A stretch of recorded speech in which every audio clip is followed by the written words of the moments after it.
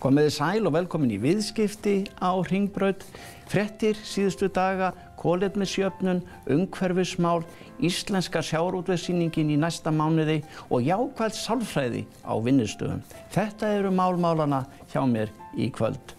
Ég ræði við Jón Ólaf Halldórsson, forstjóra Ólís og formann samtaka verslunar og þjónustu helstu baráttumál samtakana og kolefnisjöfnun Ólís og nýjan samning við Landgræðsluna. Ólafur Jóhannesson, framkvæmdastjóri ritsýnar og íslensku sjávarútvegssýningarinnar ræði við mig stórsýninguna í næsta mánuði og gildi vörusýninga fyrir atvinnulífið. Þá kemur Ingrid Kuhlmann, ráðgjafi og framkvæmdastjóri þekkingarmiðlunar til mín og ræður jákvæða sálfræði á vinnustöðum. Að venju lítum við inn í Kauphöllina og skoðum gengi hlutabréfa, en við byrjum á nokkrum viðskiptafréttum síðustu daga. Það verið rauðir dagar í Kauphöllinni að undanförnu, líkt og á flestum mörkuðum heims. Reitir og Icelandair Group hafa lækkað verulega í verði. Auknar áhyggjur af samdrætti í heimsbúskapnum sem á litlum hagvexti í helstu ríkjum Evrópu. Úrvalsvísitalinn í Kauphöllinni núna í kringum 2300 stig og því svipuð og 29. apríl síðastliðinn. Heildarhækkun vísitölunar í vor og sumar því horfin í bili að minnsta kosti. Fisk Seafood, dótturfélag Kaupfélags Skagfirðinga, keypti á mánudagsmorgun allan hlut gildis lífeyrissjóðs í Brim, sem áður hét HB Grandi, fyrir rúmlega 5 milljarða króna samkvæmt heimildum markaðar fréttablaðsins. Fyrir eignarhlutin í Brim fékk Gildi meðal annars afhent bréf Fisk Seafood í Högum, en sjávarútvegsfyrirtækið átti samanlagt tæplega 4,6% í smásölu risanum. Gildi var stærsti hlutafinn í Högum fyrir viðskiptin með 12,5% hlut. Skúli Mogensen segir í tilkynningu að heildartap hans og félagi í hans eigu við fall WOW nemi hátt í 8 milljörðum króna.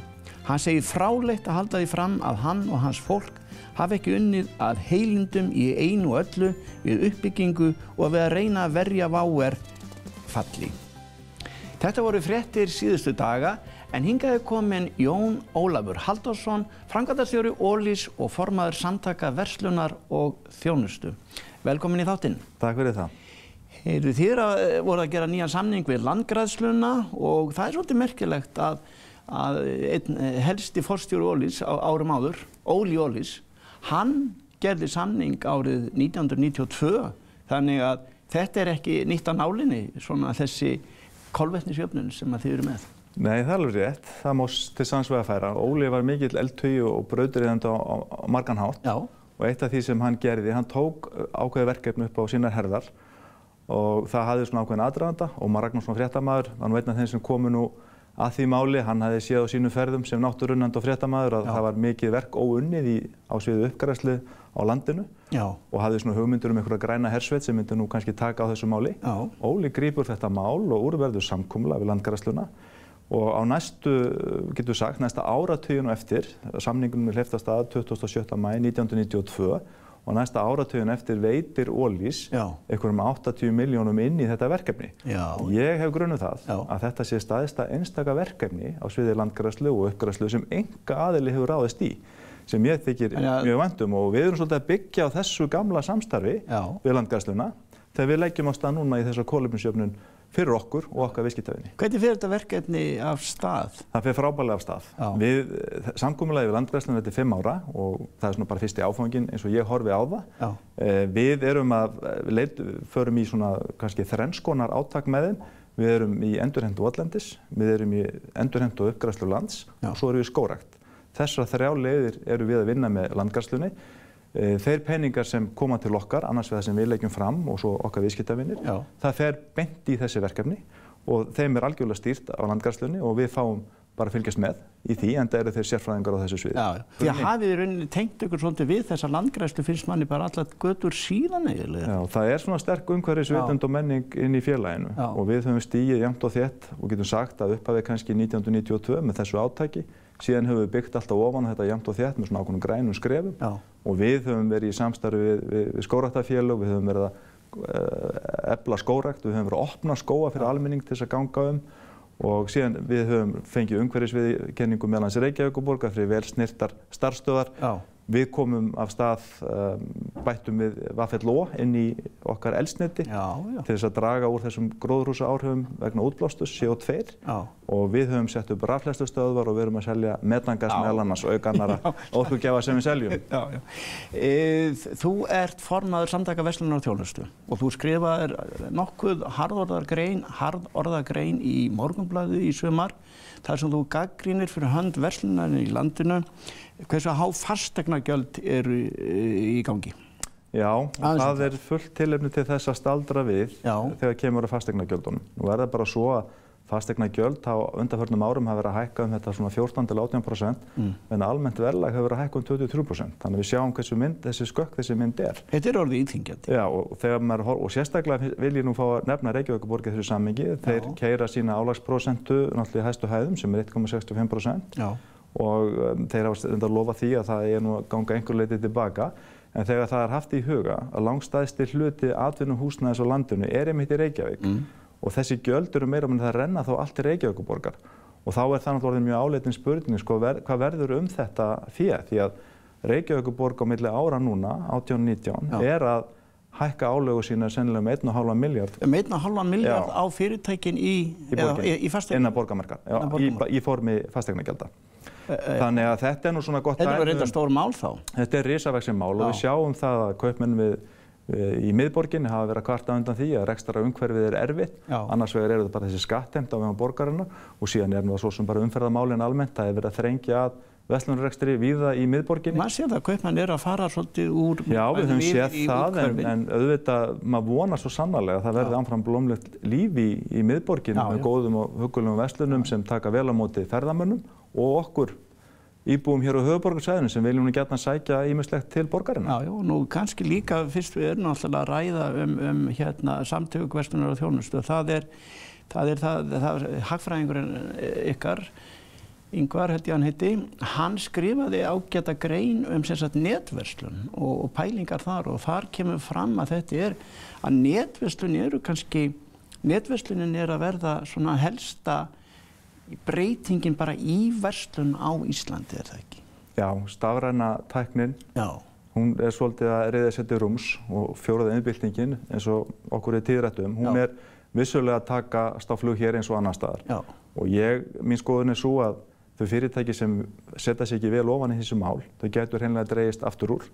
Og nú sjáum við það að það er ýmis fyrirtæki sem hafa tekið þessu mál föstum tökum og eru kannski undanfarin 2–3 ár búin að leggja bara heilmikið undir í því að undirbúa sig sem er í hefðbundnu rekstri, við getum talað á dagvörumarkaði og þau eru komið með netverslun og matvælum og svo framvegis. Þannig að þau fyrirtæki sem er ekki alveg á stað núna, þau eru þá þegar komið kannski 2–3 árum eftir á og þannig það er verk að vinna fyrir hefðbundnu fyrirtæki að teygja sig inn í framtíðina með þessum hætti því að við skulum ekki gleyma því að ef þessi verslun eru að breytast eins og allir eru að spá og fólki situr orðið bara heim í sófa og á sín viðskipti, að þá er þessi samkeppni það að fá fólk í hefðbundnar verslanir og eiga þá upplifun sem þar er, hún er orðið mjög mikil. Já, en það er líka það í þessu, fyrst við að pæla í þessu sko, að hinn hefðbundnar verslun, það verður minna kannski eftirspurn eftir þá verslunarrými, þrátt fyrir þessa samkeppni sem við erum að tala vegna þess að sko vörugeymslurnar hafa kannski meiri þýðingu og bara flutningar, landflutningar og samgöngur með vörurnar allar. Verslun er að verða talsvert mikið innviðamál, við getum orðað þannig að þetta byggir það á því að menn séu með góð vöruhús og síðan góð dreifiliðir.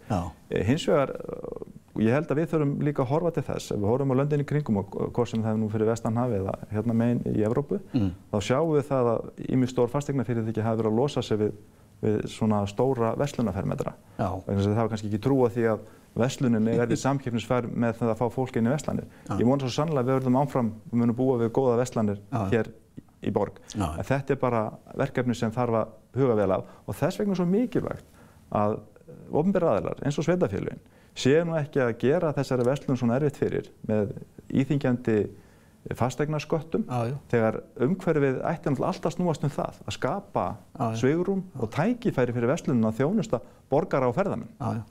Nú það er líka bara í lokin svona að auðvitað, fyrst vorum við að tala umhverfismál, að þegar maður ferðast landið þá sér maður að svona umhverfið hefur breyst talsvert. Við vorum að tala tré, maður fer á landi og maður sér það að bæjarfélögin á Íslandi eru öll, já, það bara skógi vaxin, getur maður sagt, víðast hvar, þar sem var áður bara nánast berangur. Já, þetta nú meðal annars vegna þess að ég tel að ferðaþjónustan hefur gert þessum sveitarfélögum víða landið kleift að byggja þessu upp með öðrum hætti heldur en á þessu hefðbundar sem við höfum gert í gegnum tíðina. Þannig að nú orðið metnaður í því að taka vel til í bæjarfélögum, þannig að þau eru mörg hver bara mjög huggulega og falleg og þannig að blómstra alls konar annað atvinnulíf heldur en hefðbundi var. Og þess vegna mjög mikilvægt að opinbera skattleiki nú ekki okkur í drep, þannig að við getum ekki haldið áfram að byggja upp og það alveg merkilegt þess að hugsa í rauninni að fjórði hver maður á vinnumarkaði vinni hjá henni opinbera. Þannig eftirlitsiðnaðurinn og skattheimtan sem eru orðin til þess að reka þetta batteri náttúrulega geggjuð. Mér langar aðeins að bæta því við vegna þess að við vorum að ræða hérna kolefnisjöfnuna. Staðreyndin nú sú að viðskiptavinir olís, hvort sem það nú á fyrirtækjahliðinni, það sé sjávarútvegur og önnur fyrirtæki eða einstaklingar, að borga það bil 3 milljarða á ári til ríkisins í formi kolefnisskatts. Og ef við tökum nú bara olíugeirann eins og hann leggur sig, þá myndi ég áætla það væru 9–10 milljarðar sem rennu í ríkissjóð í formi kolefnisskatta. Hins vegar sjáum við ekki hvernig þessum sköttum varið í þessu grænu verkefni. Og þess vegna eru fyrirtæki í auknum mæli að sækja fram í því að vilja kolefnisjafna sinn rekstur aukalega, sem við höfum gert og við erum þá núna að bjóða okkar viðskiptavinum að taka þátt í því með okkur, með framlagi frá okkur á móti þeirra eigið framlagi sem ég veit að fara í frábær verkefni á vegum Landgræðslunnar. Heyrðu, þetta glæsilegt, þetta komið hjá okkur. Jón Ólafur Halldórsson, kæra þakki fyrir komuna. Takk fyrir mig. Næst það auglýsingar en farið ekki langt. Hér á eftir Ólafur M. Jóhannesson og Ingrid Kullmann. Velkomin í þáttinn aftur. Við lítum sem snöggvast inn í kauphöllina Nasdaq Iceland og skoðum gengi hlutabréfa og þessu sinni ætlum við að skoða gengi þeirra félagar sem eru í úrvalsvísitölunni sem hefur lækkað á undanförnum dögum.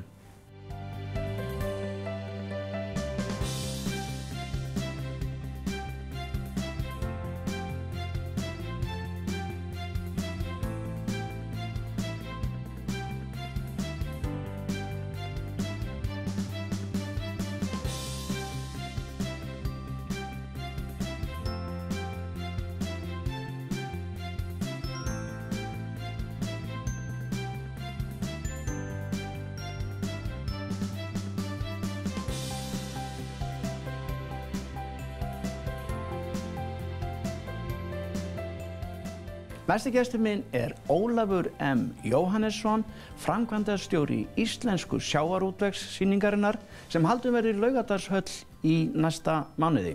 Velkomin í þáttinn. Takk að þér, Jón. Mikil sýning og þú ert náttúrulega mikill reynslubolti í að halda sýningar og hefur verið í þessu í 24 ár. Þessi sýning í næsta mánuði, það þarna verða 120 fyrirtæki, ekki satt? Jú, þetta sýning sem spannar í raun og veru allt sviðið. Hún í öllum sölum Laugardalshallarinnar og hefur vaxið frá seinustu sýningu og mikil aðsókn og mikil líka fyrirspurnir erlendis frá. Með dettur í að Færeyingar hafa verið að hafa samband undanfarið til dæmis, til skemmtunar. Gaman að segja frá því. Hvað áætlar eru svona sirka margir komi á svona Í svona sýningu eru kringu 14–15.000 mann sem eru á alþjóðlega mælikvarða bara mjög gott. Og þessi sýning telst eina af þessum stóru sýningum svona orðið á alþjóðlega mælikvarða, það gaman að segja frá því og við kynnum hana líka erlendis. Þetta eru þá hvað? Það eru þá fagaðilar sem eru að sýna og þetta eru auðvitað náttúrulega, þannig verið að rækta, auðvitað ákveðin tengslanöð, þannig að það eru fagaðilar sem eru þarna að sýna og svo koma viðskiptavinirnir og svo náttúrulega almenningur sem getur fylgst með þessu, ekki satt? Jó, þetta þannig að þetta eru sem sagt fyrirtæki sem eru að selja inn á þetta svið, bæði tæki og búnað og þjónustu. Þetta mjög stórt svið og mjög öflugt svið og það mjög gaman að segja frá því að þarna eru til dæmis alltaf tækninýjungar frá íslenskum fyrirtækjum sem hafa vakið mikla athygli og ég veit að það fylgst með þessari sýningu erlendis frá vegna þess hvað íslensku fyrirtækin eru ótrúlega framalega. Já, og það líka þessi sýning og svona sýning eru þetta, hvað ég að segja, þetta birtingarmynd tækninar sem í sjávarútvegi. Kannski örstutt þá, Ólafur, sko, það hefur margt breyst í sjávarútvegi á síðustu 20 árum. Já. Staðan, hvernig aflinn fullnýttur miðað við það sem kannski var áður. Já, það eiginlega ótrúlegt að segja frá því að ég náttúrulega kem úr þessum bakgrunni, kem frá Norðfirði úr sjávarútveginum og hef alltaf fylgst geysilega vel með honum. Já. Og hef stofnað til dæmis kvótan á sínum tíma fyrir sjávarútvegin, það veðmiðl, sagt, þannig ég hef verið .is, já. Sko, það sem mér finnst vera áhugaverðast við sjávarútvegin, það að sjávarútvegurinn útflutningur á tækni og öðru slíku að verða mjög stór og ég get sagt frá því hér sem kannski ekki allir vita að það hefur verið stefna til dæmis í Rússlandi hjá Pútín og þeim að fyrst að þegar að Úkraínudeilan kom upp að þá lokaðist fyrir innflutning og þá ákvaðu þeir að vera sjálfu sér nógir eða nægir landbúnað og það hefur verið geypilega framfæri þar. Já. Og núna Pútín og þeir á stefnu þeirra virðist vera að vera sjálfu sér nóg með sjávarútveginn og það fleiri tugir, ekki 100 Íslendinga á leið til að byggja upp. Sjávarútveg þá í Rússlandi? Já, Rússlandi. Bæði eru þeir 3X og fleiri eru þarna úti og svona samtök fyrirtækja. Já. Nú, svo má náttúrulega kannski gleyma því að fyrst við erum að tala svona tæknibyltingar og fleira að stærsta fyrirtæki og verðmætasta fyrirtæki landsins Marel ámitt rætur bæði í háskólasamfélaginu og svo í sjávarútvegi. Jú, þeir eru nánast eingöngu erlendis sem þessu fyrirtækjum og eru kannski ekki mikið að kynna sig hér heima en sko þetta eiginlega bylting og það sem að við þurfum að passa okkur á sem ég verð að fá að skjóta hér inn að við erum að keppa við fyrirtæki sem eru jafnvel að njóta styrkja. Já. Eins og til dæmis Norðmenn fá geysilega mikla styrki frá norska ríkinu í markaðsstarfi, fá mikið krónu heldur þurfum að borga sérstakt fiskveiðigjald. Nú þetta þýðir það að Rússarnir eru núna með þessi tæknibyltingu sinni að þá erum við ekki einir með þennan góða fisk, menn gerir sér kannski grein fyrir því. Nei. Þannig að við þurfum að passa okkur mjög vel á því að halda okkar stöðu í sjávarútvegi á alþjóðavettvangi vegna þess að tæknin orðin svo mikil frá okkar hendi, hún svo þróuð, en þeir stefna í sömu átt og við og þá mjög erfitt fyrir okkur að keppa með sérstaka skatta sem þeir eru með ívilnanir, allir. Þetta mjög athyglisverður punktur sem þetta að koma hérna inn á. Aðeins sýninguna meira og sýningar almennt. Gildi svona sýningar, þarna styrkja menn auðvitað tengslin líka? Við höfum orðið varið við það að menn hafa jafnvel meiri áhuga á sýningunum en áður og ég hef verið með sömu viðskiptavinnani sýningu eftir sýningu og það mikil festa í þessu, við leggjum svona 1,5 ári hverja sýningu. Og ein af ástæðunum svo sem við byggumst ekki við að nú eru samskipti orðin ópersónulegri, þau eru meira í gegnum e-mail og annað slíkt og menn sækja mjög í að hitta sína viðskiptavini í jákvæðu umhverfi. Já. Og við höfum þá sérstöðu að við sýnendur í okkur fá eins marga frímiða þeir vilja og svo eru menn að koma boðnir á sýninguna í staðinn fyrir að borga kannski nokkur 1000 krónur. Já. Og þá menn að fá viðskiptavinnana inn í jákvætt umhverfi. Já, ég skil. Og það líka annað, þetta í Laugardalshöllinni. Þetta náttúrulega einhver frægast, þetta náttúrulega byggt Ólafur sín íþróttahöll en auðvitað líka sem svona ákveðin svona sýningarhöll getum við auðvitað sagt. Þannig að 20. og 3. september er það ekki? 25. til 27. september. Já. Og ég verð aðeins að segja frá Laugardalshöllinni að ég sé nokkuð auglýsa þá upp. Nei. Þetta eina sérhannaða sýningarhúsið á landinu. Já. Og með til dæmis rafmagnsbúnað og annað slíkt. Já. Allt hitt eru íþróttahallir. Já. Og þess vegna vil ég vera þarna að mér hefur líka svo vel að vera þarna, þetta er líka svo vel staðsett og erlendu gestirnir sem að þeir eru allir í hótelunum í kring og þetta er voða notalegt að vera þarna. Herru, þetta verður stórglæsileg sýning, þú haldið mjög marga sýningar auðvitað á undanförnum árum, búin að vera í þessum bransa í 24 ár. Já. Ólafur, gaman að fá þig í þáttinn. Já. Kæra þakki fyrir komuna. Sömuleiðis, Jón. Takk og gangið vel með sýninguna. Takk. Næsti gestur minn er Ingrid Kuhlmann, framkvæmdastjóri þekkingarmiðlunar. Velkomin í þáttinn. Takk fyrir. Þú nú verið hérna nokkru sinnum áður og þú ert auðvitað háttskrifuð í atvinnulífinu sem þjálfari og sérfræðingur.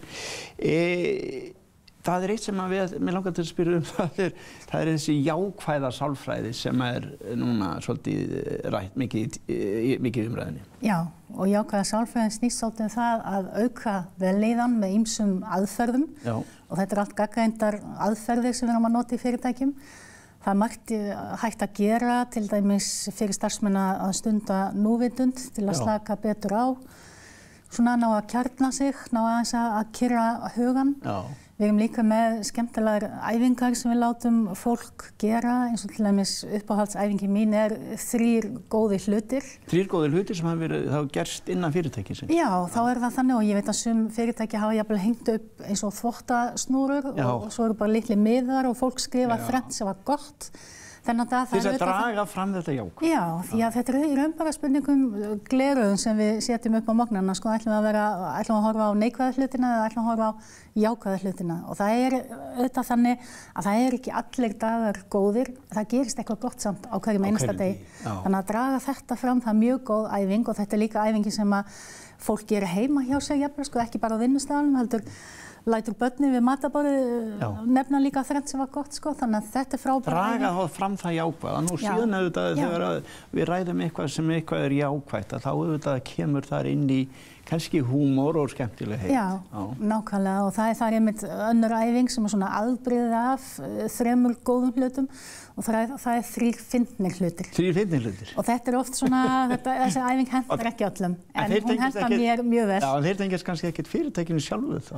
Jú, það getur verið bara eins og maður sé til dæmis á leikskólum en að safna gullkornum barnanna, börnin láta ýmislegt út úr sér. Það sama á við til dæmis bara ef maður hugsa Landspítalann, sko, það eflaust ýmislegt, maður sér nú stundum svona minningagreinar eða læknaskýrslur eða ýmislegt sem að hurðin var í eða hæðirnar voru í sama lit og hurðin á deild 53 eða eitthvað svona eitthvað sem maður sér í læknaskýrslum. Það svo margt á hverjum einasta vinnustað sem hægt að hlæja. En svo annað, það haustið og það bara örstugt það að þið eru með, skal ég segja, það sem heitir jafningjastjórnun.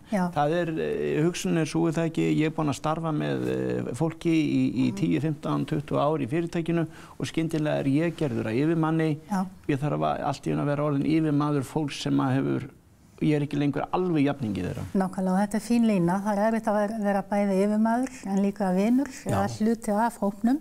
En auðvitað það þannig að þú ert orðin stjórnandi, þá þarft að bera ábyrgð, þú þarft að taka á erfiðum málum, þú þarft að segja fólki til. Og þetta þú þarft að vera góð fyrirmynd. Þetta kunst. Og það mjög margir sem í þessari stöðu. Já, það líka vegna þess að ég kannski verið jafningi auðvitað og vinni með og einhver segir, heyrðu, býtu hvað, ert þú að setja þig á háan hest hérna allt hérna núna? Við erum búin að vera jafningar hérna í 20 ár. Nákvæmlega, þetta getur verið besti vinnuðinn sem að þú ert allt í einu farin að stjórna og þú þarft að taka starfsmannasamtal við hann eða launaviðtal eða jafnvel bara erfitt samtal framistöðu. Nú, það annað sem mjög eftirtektarvert námskeið sem þú hefur verið með og það þessi erfiðu starfsmannaviðtöl.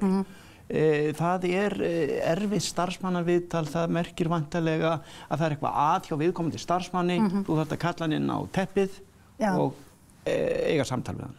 Nákvæmlega, og það þarf ekki endilega að vera eitthvað hjá starfsmanni, þetta getur líka legið hjá viðkomandi stjórnanda. Við sjáum til dæmis mjög ofta að segjum að starfsmaður neikvæður. Og hann bara með allt á hotnum sér og að smita út frá sér.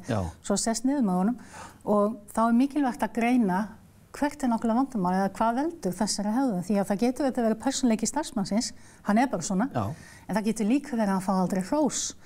Eða hann bara orðinn leiður á starfinu, vantar meiri áskorun. Þannig að við þurfum alltaf, eða þá bara stjórnandinn veitir honum ekki athygli, þannig að við þurfum alltaf að skoða þegar við erum að taka á svona erfiðum krefjandi starfsmannamálum hvert er vandamálið? Það er líka þannig að þetta geta verið einelti nú þetta getur, svona samtal geta leitt til uppsagnar hreinlega bara. Já, það er stundum endapunkturinn en auðvitað við förum svona í bæði hvernig að taka svona óformlegt samtal, formlegt samtal. En þið eru með æfingar, fólk setur sig í svona æfingar og æfir sig að gera og eiga svona samtal. Já, og það er í öruggu umhverfi og þetta er það sem fólk talar oft eftirnámskeið. Þetta var svo hagnýtt, praktískt og ég gat notað þetta bara daginn eftir. Á vinnustað, ég var búin að æfa mig þannig ég var miklu öruggari. Þegar ég átti þetta erfiða samtal.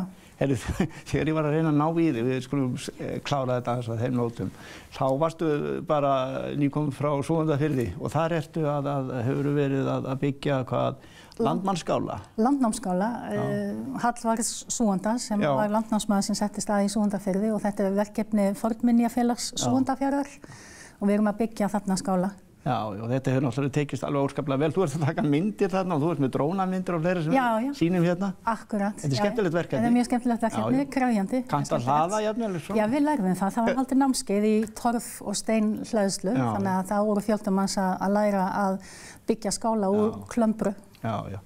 Heyrðu, þú kemur víða við. Já. Ingrid Kúlmann, gaman að fá í þáttinn. Takk. Kærar þakkir fyrir komuna.